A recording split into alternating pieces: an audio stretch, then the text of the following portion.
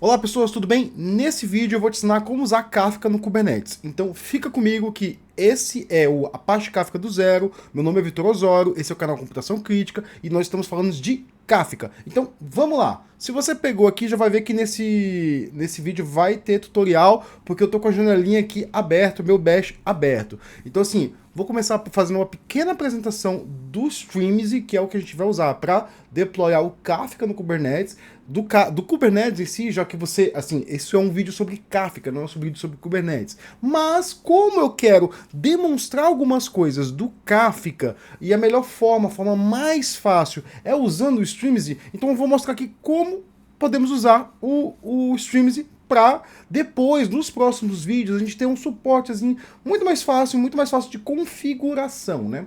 Então vamos lá. Primeira pergunta, existe uma forma fácil de fazer deploy do Kafka no Kubernetes? Sim, existe. Muitas das empresas preferem usar o Managed Kafka. Por quê? Porque acaba delegando responsabilidades para uma outra empresa. Mas existe uma forma fácil e simples de se usar Kafka no Kubernetes, que é o Streamzy. Então, sim, é tudo open source, é fácil de usar, você pode contribuir com o projeto, só entrar lá em streamzy.io, você tem toda a documentação lá. Nós, a empresa que eu trabalho, a gente usa o Streamzy localmente para nossos testes, mas a maioria dos clientes, eles decidem, alguns usam o Streamzy, outros não. Então, assim, isso depende muito de quem está mantendo a produção. Então, antes de falar dos streams, a gente tem que dar um passo atrás e falar de Kubernetes, porque assim, eu não sei se você sabe de Kubernetes, então já que eu não sei se você sabe de Kubernetes, vamos falar um pouquinho de Kubernetes. Eu tenho um tutorial de Kubernetes, vai estar no roteiro, esse tutorial já tem muitos anos aí, eu creio que eu criei ele muito tempo atrás, já fiz umas 2 apresentações na empresa que eu trabalho, em algum outro lugar, sobre Kubernetes, e ele está um pouco desatualizado, mas ainda muita coisa funciona. Vamos primeiro assim responder algumas perguntas. Se quiser dar uma olhada nesse tutorial, vale mostrar como criar um pod, como criar um deployment, como criar um service, e eu acho que tem algumas informações boas ali naquele tutorial. Se não me engano, tem uma versão em inglês e uma versão em português. Então, primeira pergunta, o que é o Kubernetes? E aí, eu não vou responder dando definições minhas, eu fui no próprio site do Kubernetes e peguei. Kubernetes é um mecanismo de orquestração de containers, eu traduzi, então ficou container assim, nessa forma aportuguesada, né? De código aberto para automatizar a implementação, o dimensionamento e o gerenciamento de aplicativos em containers. O projeto de código aberto é hospedado pelo Cloud Native Computing Foundation. Então, o que é o Kubernetes basicamente?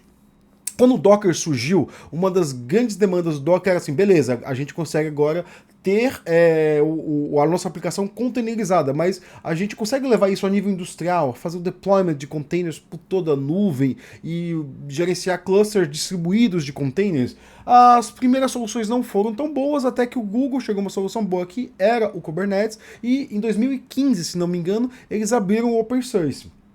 Então, assim, o Kubernetes, ele funciona sobre containers, né? E aí não é só containers Docker, hoje em dia existem outras formas de containers que você pode rodar dentro do Kubernetes, que vai fazer o quê? Vai automatizar a implantação, dimensionamento, gerenciamento de aplicativos. Vai fazer o quê? Vai escalar a sua aplicação, vai monitorar a sua aplicação, vai expor sua aplicação, porque assim, por exemplo, você tem ali que eu quero, minha aplicação vai ser exportada no IP tal, na porta tal, mas eu nem sei qual máquina ela roda, então o Kubernetes faz todo esse gerenciamento aí de infra, como se fosse uma abstração da infra em termos de recurso. A gente vai falar de recurso agora.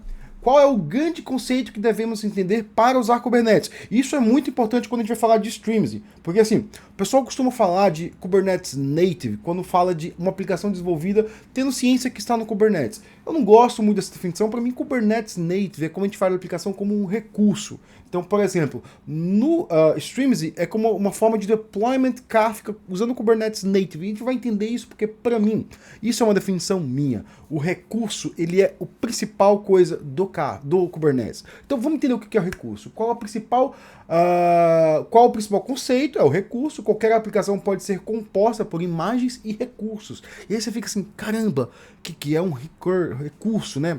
Resource, né? A tradução é tanto que você pega, assim, for procurar os resources do Kafka, né? Do Kubernetes, desculpa. Todas as duas palavras começadas em K a gente meio que buga, né? O que é um recurso? É a definição.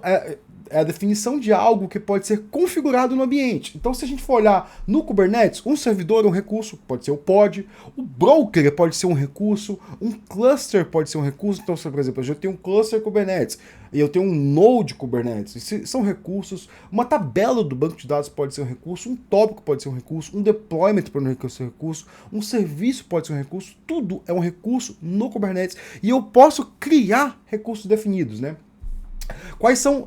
E aí eu até. Isso aqui eu gerei no ChatGPT, né? Quais são os recursos padrão do Kubernetes, né? Eu tenho um namespace que é tipo uma forma de separar os deployments por namespace, né? Por domínio, né? Assim, permite segmentação de cluster em ambientes virtuais. Eles são úteis para cenários em que vários usuários e equipes precisam de isolamento. O pod, o recurso pod é como se fosse uma instância de uma máquina no Kubernetes. É como eu uso o pod, eu vejo. Vamos ler, né? Pod são a menor peça de deployment que pode ser criada para gerenciar pode ser criada e gerenciada pelo Kubernetes. É como se fosse uma unidade de execução ali. Você tem um processinho rodando e tem alguns processos rodando, pode ser composto por um ou mais containers em execução. Então o pod é uma coisa muito útil. Assim, se você usa Kubernetes, você vai ter que entender um pouco de pod, a gente vai ver isso aqui. O service, um serviço é uma abstração que significa uma aplicação ou um conjunto de pods que será exposto a um serviço pela rede. Então, assim, basicamente o pod, ele não tem interface externa, você não consegue acessar, você não consegue abrir uma porta de um pod. Você quer abrir uma porta de um pod, tem que criar um serviço, aí você vai ter lá um DNS interno dentro do cluster Kubernetes e uma porta, né? Você pode até expor esses serviços, você quer que ele seja interno apenas com Kubernetes, então você cria um serviço de um tipo, você quer expor ele, você cria como node port, e aí tem uma porta interna e uma porta externa, então tem todo esse nível de complexidade que não é o foco aqui. Eu vou tentar passar assim só para depois você vai entender ali porque eu vou falar nisso, né? Deployment provê uma forma declarativa de controlar pods e réplica sets. Então, assim, eu quero criar um deployment aqui. Estou criando um deployment de várias aplicações. Então, eu quero que esse deployment ele esteja 5 pods ali, eu quero escalar esse deployment, aí tipo, quando tiver, eu quero que esse deployment escale, então vai ter 2 pods uma hora, 3 pods outra hora, tudo você declara lá dentro do deployment. Eu não sei muito como fazer isso não, tá? Sendo bem sincero, até porque eu trabalho muito, eu não trabalho criando os YAMLs pro Kubernetes, né? Então, réplica set.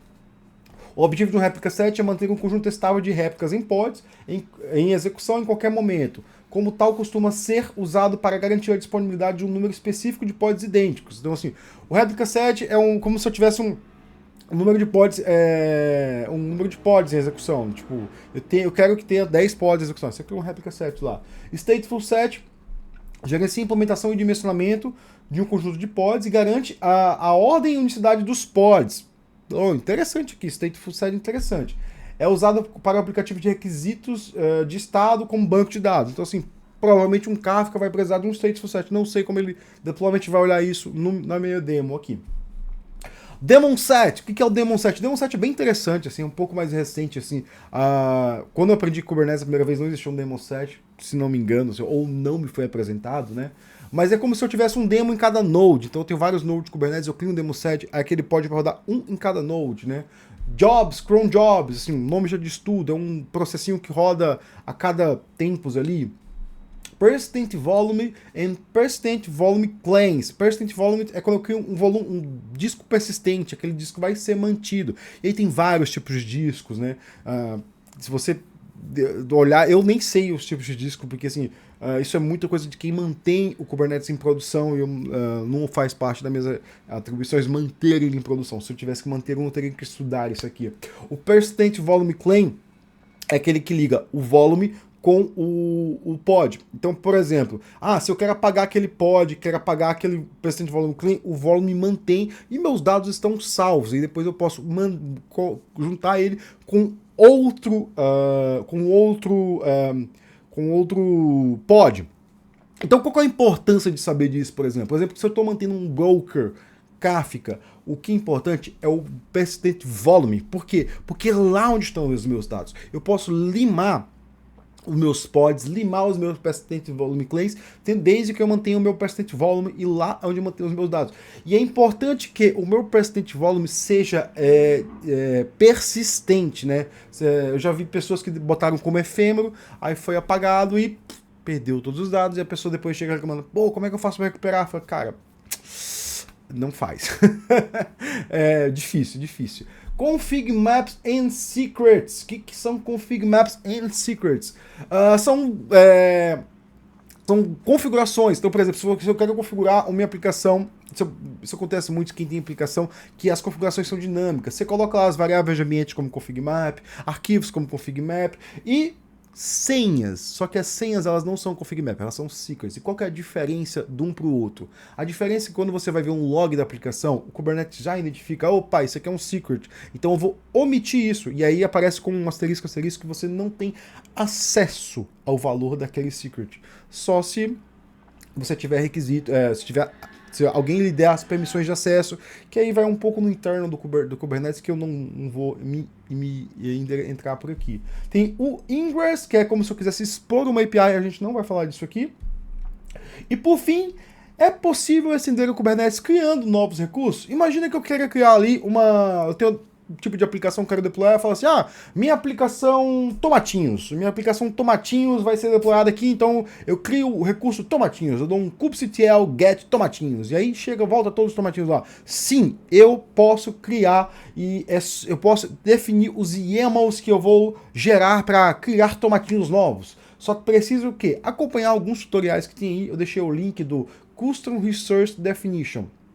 Então, Custom Resource Definition é quando eu crio recursos customizados que eu vou fazer, né? E qual que é a dificuldade de criar um recurso? Você primeiro tem que definir ele, e aí você define aquele YAML. Depois você tem que ter um tipo de pod chamado Operator. O que o Operator faz? Ele vai olhar a API do Kubernetes, ele vai olhar e falar, olha, alguém criou um tomatinho novo. E aí esse operator ele vai entrar na API e vai fazer com que esses tomatinhos eles existam como unidades de execução. Então o operator basicamente ele pega YAMLs e transforma em unidades de execução. E ele pega a unidade de execução e transforma em YAMLs. Então assim, você tem uma ligação entre aquilo que foi deployado ali como uma forma de um arquivo de configuração e unidades de execução. Porque é basicamente o que antigamente as pessoas faziam, né? A pessoa falava assim, olha, eu quero uma máquina de execução. E aí chegava uma pessoa, ia lá, comprava uma máquina, configurava o Linux, exportava uma porta, instalava um servidor MySQL e deixava a opção, agora você tem a porta de execução. Então o operator é uma forma de automatização de montagem de infra. Então você define lá o seu YAML, faz o deployment do seu YAML e o operator vai lá e faz tudo que precisa ser feito. Então, você vai entender agora por que eu tô falando disso aqui e por que isso é importante. Vamos olhar aqui o que seria o streaming, né? E o streaming eu nem sei se eu peguei... Desculpa. Essa definição fui eu que escrevi, né? O streaming é uma forma de manter cluster Kafka em Kubernetes, os definindo como recursos. Por isso que eu falei disso tudo de Kubernetes. Então vamos lá. Em vez de eu chegar, criar um pod, criar um stateful set, criar um deployment, falar assim, não, eu vou exportar essa porta, esse vai ter o meu serviço, e tudo isso ser um Kafka, eu pego e eu crio um stream, um cluster Kafka. Eu defino um cluster Kafka. Então vamos lá tentar entrar no streaming. Para isso, eu criei um tutorial e você já vai ver aqui que de um lado eu tenho o meu VS Code com o meu roteiro, o roteiro está disponível no site, e do outro lado eu tenho uma janela de Linux Subsystem for Windows, WSL2. Então, você consegue executar isso aqui no seu Windows, caso você tenha um Windows. Eu daria preferência a um Linux. Por que eu fiz isso em Windows? Porque eu uso Windows no dia a dia, não é a minha preferência, mas é o que eu tenho. Então assim, os pré-requisitos são WSL ou Linux. Mas posso rodar Kubernetes em Windows? Eu não sei se você viu ali, mas eu vou voltar aqui e falar um pouco das políticas, fazer assim, Docker é uma funcionalidade do Linux, depois o Windows copiou. Mas quando o Docker virou mainstream, o que aconteceu? A Linux Foundation criou a Cloud Native Computing Foundation, CNNF. Então tudo que é gerenciado ali pela Cloud Native Cloud Native Computing Foundation é referente a Linux. Então, muitas das coisas que existem são referentes a Linux. Eu não sei se o Kubernetes dá suporte a pods Windows, mas grande parte é Linux. Se você rodar, entrar dentro dessas coisas, tudo é Linux. Então, tudo é Linux, meu amigo. Acostume-se com isso. O back-end é Linux, as coisas funcionam em Linux. E se você quiser ter um Windows, use no seu desktop. Ou, sei lá, em algum outro lugar. Mas, vamos continuar aqui. Os pré-requisitos é WSLs ou Linux, Minikube e kubectl. Ah, mas eu tenho um Apple. No Apple você também pode usar, eu não sei como funciona, não vou dar suporte aqui porque eu não tenho um Apple, já tive há muito tempo atrás, então não quero ter. E quais são os passos que eu tenho que executar? Primeiro você tem que criar o cluster Minikube. Eu até não botei aqui, não concluí. Minikube. E aí eu já tenho esse comandinho bem aqui que eu tenho que definir. Esse comandinho, ele tá ali, tem um tutorial dentro do Streams, se você procurar. Vai ter um get starting, eu copiei algumas coisas, dei uma adaptada, né? Você vai ter que entrar dentro, eu já como esse demora uns 10 minutos para rodar, eu já rodei assim, antes de começar o vídeo, tá aqui, tá executado. Essa mensagem, tem que dar done, kubectl está configurado, usa o Minikube ou therefore como namespace. A gente vai criar um namespace novo, né? Observa que você pode criar o namespace que você quiser. Normalmente, assim, nos projetos, a gente cria um namespace por projeto, né? Então vai ter o projeto tal, tem um namespace tal, na empresa tal, e aí tem às vezes se usa um namespace de produção, um namespace de staging dentro do mesmo cluster, às vezes tem cluster diferente, né?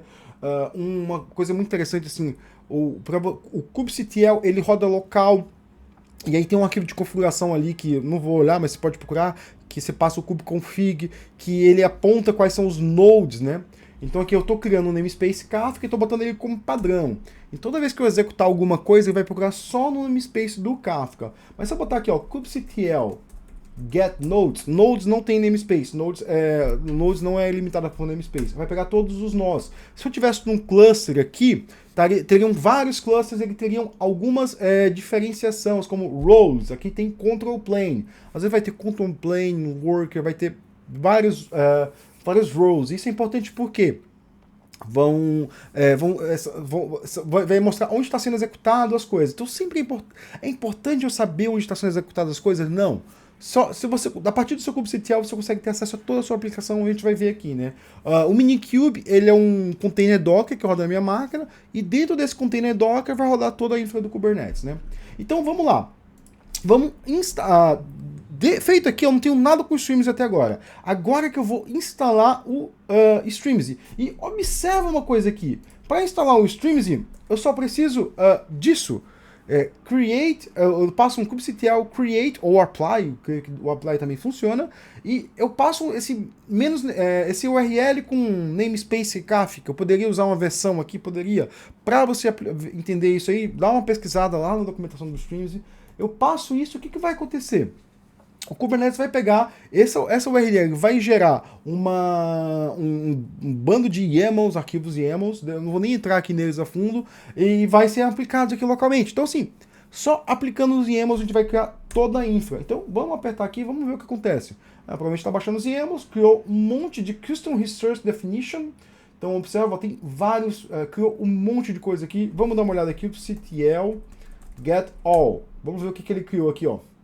Eu tenho o que aqui? Eu tenho um Streams e Cluster Operation, um pod Streams e Cluster Operation, um deploy Streams e Cluster Operator e uma réplica set. Mas kubectl get custom resource definition. Vamos ver o que ele criou aqui. Olha o que ele criou aqui. Ele criou vários custom resources. Tipo, eu tenho aqui o Kafkas, o Kafka Rebalancing, esse aqui eu não conheço, Kafka Node Pool, Kafka Mirror Maker, Kafka Mirror Maker 2, Kafka Connects, Kafka Connectors, e é por isso que eu vou usar, porque no próximo vídeo eu quero falar de Kafka Connect, Kafka Bridge e Kafka Tops, Kafka User Streams e Podset. O que são isso? São recursos que eu posso criar como YAML e ele vai me criar unidades de execução. Então, por exemplo, aqui, eu quero kubectl get Kafka, não tem nenhum Kafka em execução. kubectl get Kafka user. O que é um Kafka user, gente? É um usuário que você pode criar para autorização no Kafka. A gente vai falar disso num vídeo mais à frente, e esse é um dos motivos de eu estar usando o Streams, porque é muito difícil criar isso aí com Kafka. Você tem que entrar dentro das APIs, e na maioria das vezes, se você tiver um Kafka gerenciado, ou se você usa alguma outra forma de gerenciamento em produção, você vai ter uma GUI para isso. Aqui a gente não vai ter GUI. Então, eu poderia ir pela linha de comando, mas como eu não sei muita linha de comando, eu pensei, não sei usar as linhas de comandos para criar usuários, para criar ACLs, eu preferi criar aqui, usar o Streams, que é o que eu uso no meu dia a dia, né? Kafka Topics, olha isso, Kafka Topic. Eu posso me listar todo o Kafka Topic. Não tem nenhum aqui por enquanto, né? Então, vamos dar uma olhada, kubectl get pods. Vamos ver se estão os pods aqui que são, meu cluster operation está rodando. O que é o meu cluster operator? Vamos descer aqui, porque o próximo passo é criar um cluster. Então, vamos dar uma olhada nesse YAML aqui antes de criar o cluster. Esse YAML, eu estou definindo duas coisas aqui. Eu estou definindo um Kafka Node Pool. O que é o Kafka Node Pool? Ele está linkado ao cluster MyCluster. Eu estou dizendo assim, olha, eu quero que você me crie uns nós, um pool de nós, vou criar um pool de nó com a Role Controller. Então vai ser um Kafka com um papel de controlador. Ele vai ter o volume, Pastent Claim, Kraft Metadata Shared, Delete Claim True, essas coisas assim. Se você quiser entender um pouquinho mais, vai na documentação do Streams, eu não vou ficar usando o vídeo para isso. E o pod vai ser... Mas basicamente diz assim, eu quero que esse node pool aqui tenha um storage desse, né? Com 1 GB. Eu vou criando um outro Kafka Node Pool. Aqui eu estou botando como Kafka Controller e Kafka Broker, né? Esse node pool aqui, que ele vai ter? Vai ter duas réplicas.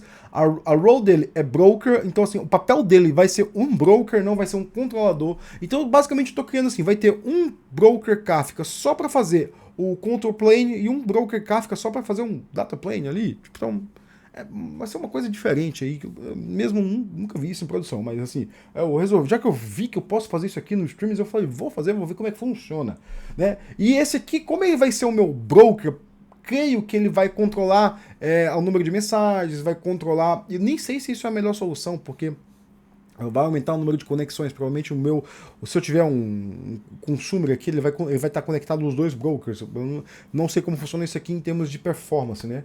Mas eu vou ter dois brokers, cada um com 10 GB. Então... e eu creio que o ID dele, acho que é o ID do volume, eu não sei como é que funciona esse aqui de base dos panos, tinha até que olhar, mas funciona porque eu já rodei isso aqui, toda vez que eu faço um tutorial, eu rodo ele antes para ver como é que ele funciona. E por fim, eu vou definir o meu Kafka, né? Eu tenho observa que uma coisa importante no Kubernetes é o tipo, né? Esse aqui é o meu recurso, né? Eu tenho a versão da API, ele é um tipo de Kafka, aqui a gente tinha o Kafka Node Pool, eu estou definindo o Kafka no namespace Kafka, com o nome MyCluster. E as especificações deles são, a versão é 371, o metadata version 371, tem esses listeners que depois posso falar isso aqui, mas lembra do Bootstrap Server que eu sempre coloquei? É basicamente isso, eu estou definindo um listener como plain e outro como TLS. No futuro eu vou falar de ACL Kafka Users, então a gente vai entender um pouco mais disso. Os meus configs, observa uma coisa muito importante aqui. Lembra que eu sempre falo que a documentação é muito importante e ela é sua amiga?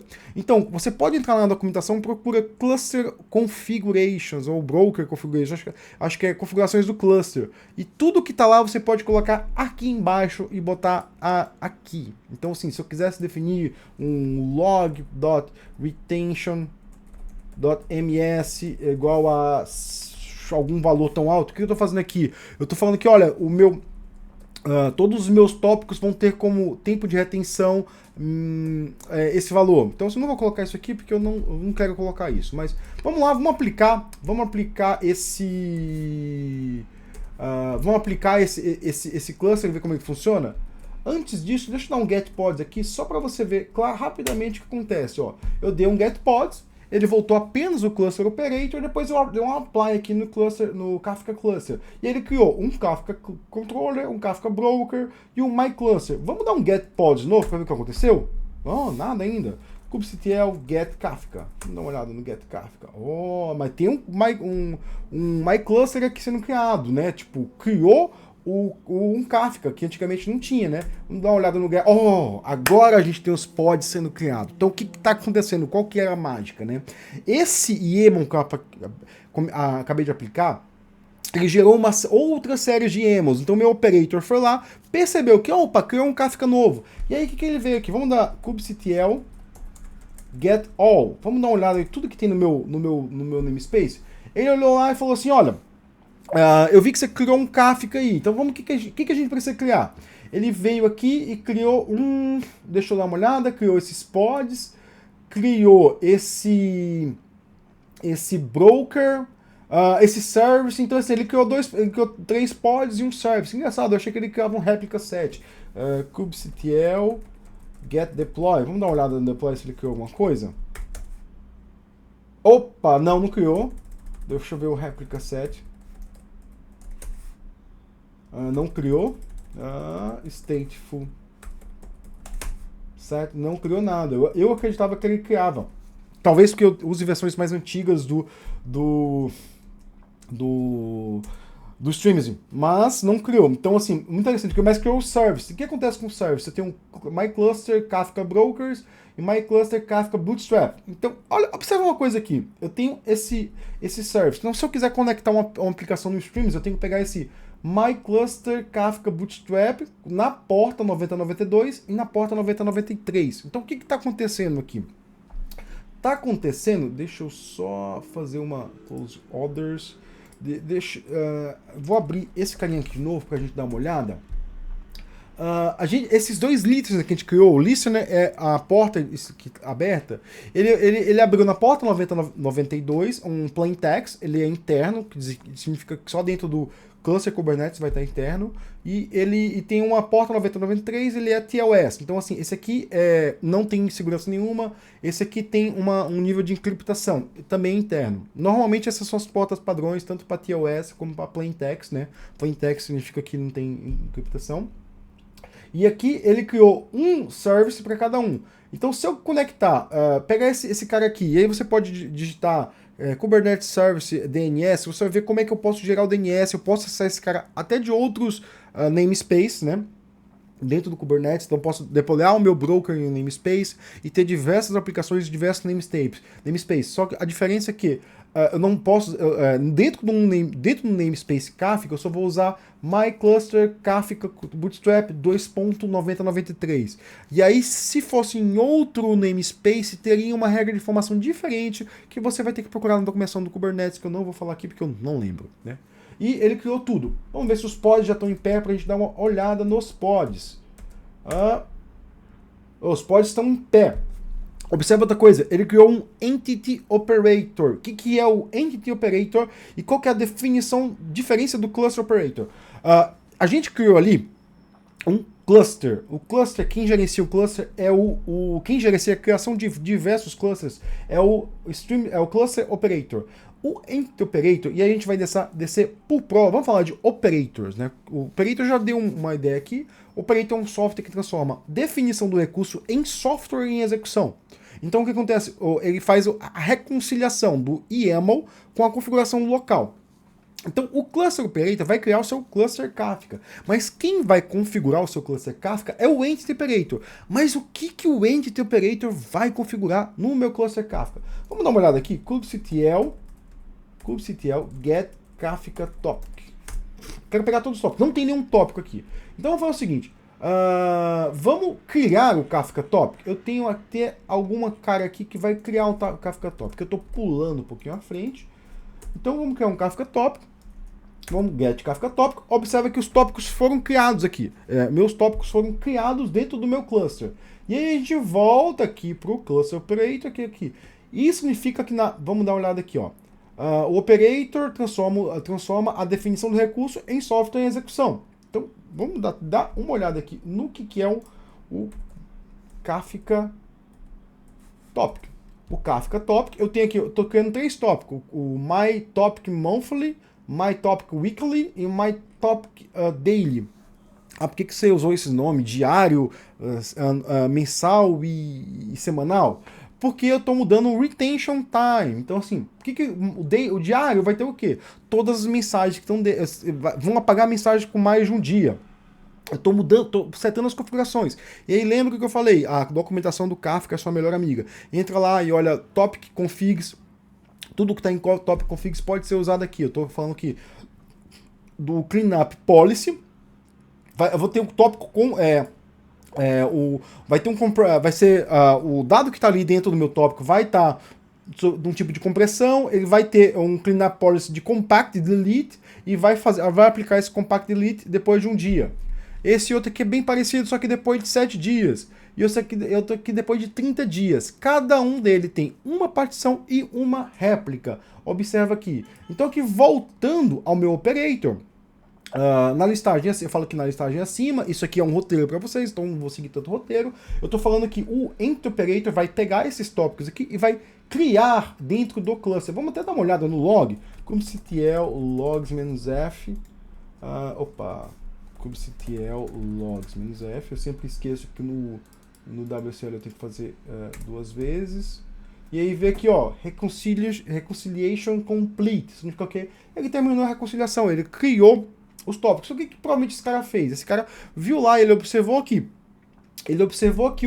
foi criado um tópico novo, entrou dentro do meu cluster, do meu broker, e criou um broker novo, né? Então, interessante, né? O meu tópico está funcionando. A gente já criou o tópico e a gente pode também alterar o tópico. Mas vamos dar uma olhada aqui numa coisa, ó. Tem uma outra forma de você inspecionar. Eu posso ver os meus tópicos gerados. O que eu posso fazer? Lembra que eu falei nos primeiros vídeos que dentro no meu primeiro vídeo, que esse foi, dentro do meu Kafka, na instalação do Kafka, eu tenho diversos utilitários de command line, diversos scripts. Então eu tenho um Kafka script. Eu posso entrar dentro do meu pod, mycluster Kafka broker 1, e executar localmente aquele Kafka topics. Eu vou fazer o que? Eu vou fazer isso para listar os meus tópicos, né? Vamos dar uma olhada aqui e ver como é que ele funciona, ó.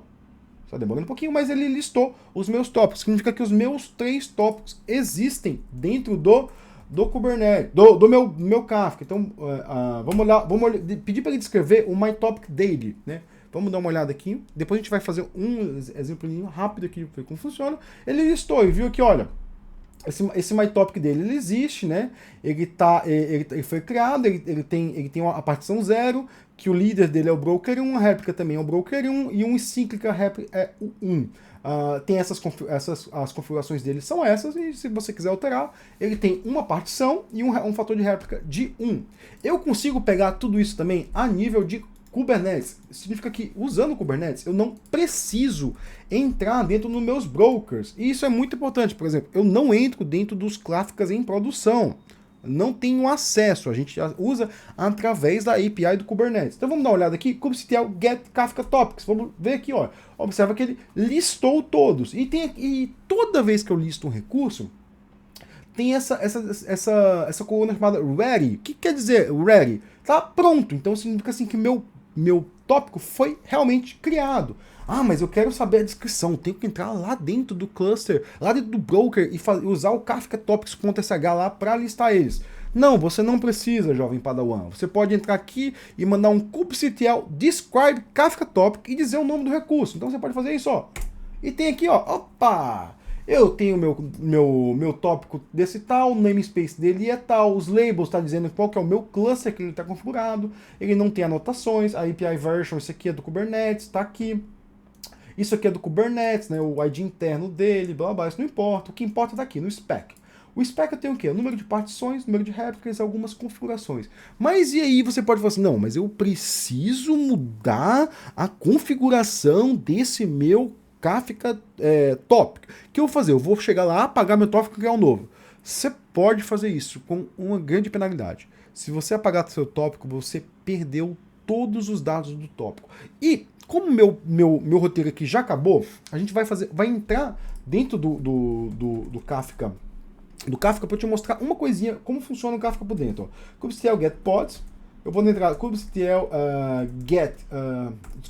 kubectl exec -it, e aí eu passo esse Kafka broker 1 e eu entro dentro do bash dele.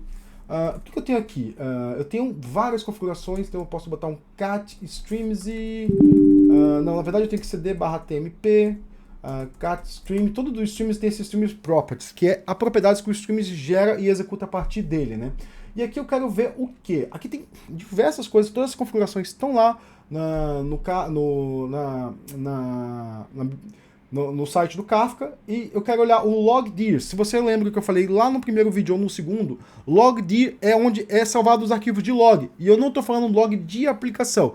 O Kafka é um distributed commit log. Um log de commits distribuído. E log é um formato de arquivo que você só salva coisas no final do arquivo. Então toda vez que eu mando uma mensagem para um Kafka, ele abre um arquivo e salva a mensagem no final do arquivo. Basicamente isso. E o logdir é onde está esses logs, não é o log de aplicação. Repito, é o log, é basicamente todos os dados que a gente tem. E para isso eu vou entrar aqui, ó. Eu vou botar cd nesse cara aqui. E quando eu dou um ls, ele tem o quê? Eu tenho o nome dos meus tópicos. Olha, meu My Topic Daily, My Topic Monthly. Observe que eu não tenho um weekly aqui. Não tenho um weekly porque provavelmente ele está no outro broker. Mas, e zero. Zero porque é a partição zero. Se não é um ls dentro desse cara aqui, ó. ls My Topic Daily 0.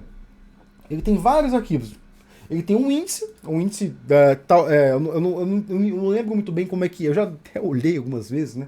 Mas provavelmente o índice do arquivo log, né? Então para cada esse aqui é um arquivo de segmento. Esse aqui é o principal, é o arquivo de segmento 0. Então na partição 0, no segmento 0 aqui vai ter todas as mensagens escritas. Então o índice ele basicamente diz, a mensagem 1 ele vai de 0 a tal ponto, a mensagem 2 de 1 a tal ponto. Então é o índice de offset. Eu tenho o time index também, né? Eu tenho a partition metadata e o last epoch leader epoch checkpoint. Então o que acontece aqui? Acontece que cada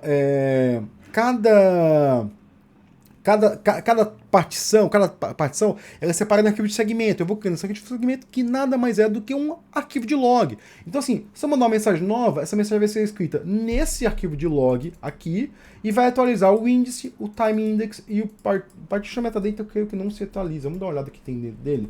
Cart, partition metadata... não. My topic daily partition metadata. Vamos dar uma olhada aqui que é. Ele só diz, versão 0, beleza? E tópico, o ID do tópico, né? Tem um ID do tópico.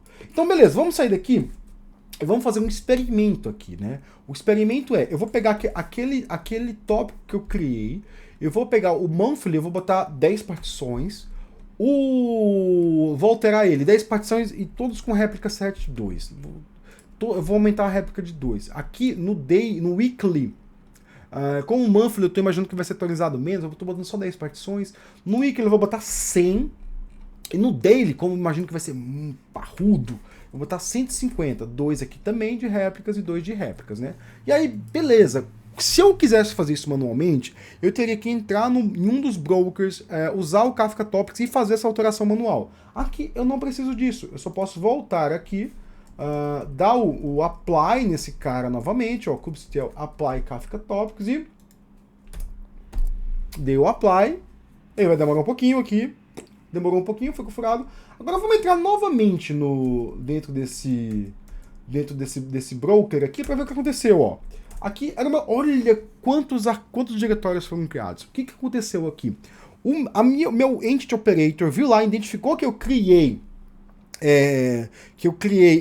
mais partições para aquele tópico e tentou reconciliar. Reconciliar o que aconteceu? Ele mudou a configuração e veio aqui.